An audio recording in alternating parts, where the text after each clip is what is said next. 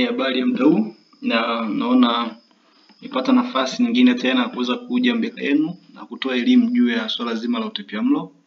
Na leo tutaenda kuona utapiamlo wa aina mbili, ambao ni utapiamlo unaojulikana kwa jina la kwashiorkor na utapiamlo kwa jina la marasmus.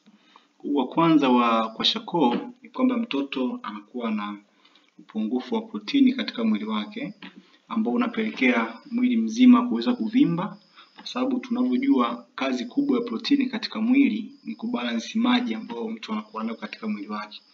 Sasa ikikosa protini mwilini, maji yanasambaa katika sehemu mbalimbali za mwili, ikiwemo katika mikono, katika uso na katika miguu. Unaona mtoto ambaye anakuwa na aina hiyo utapiamlo ambayo inaitwa kwashiorkor au protein energy malnutrition, anakuwa na uvimbe katika miguu yake, uvimbe katika mikono na uvimbe katika uso, lakini pia na uvimbe katika sehemu ya tumbo. Na mtoto wa design hiyo anakuwa anashindwa kukua au kuongezeka uzito vizuri. Lakini pia mtoto ambaye anakuwa na aina hii ya pili ya utapiamlo ambao kwa jina la marasmus, huyu anakuwa kwanza ana uzito ambao anakuwa hana uzito kabisa, tunasema ana weight loss, anakuwa mpoteza uzito wake kwa kiasi kikubwa.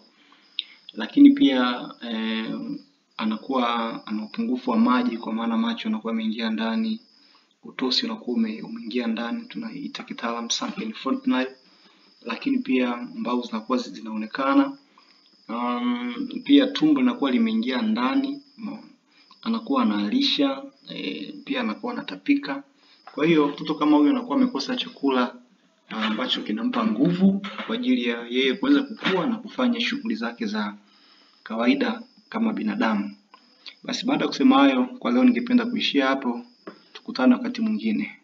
Nakukumbusha kuweza kusubscribe na kushare, kulike na comment.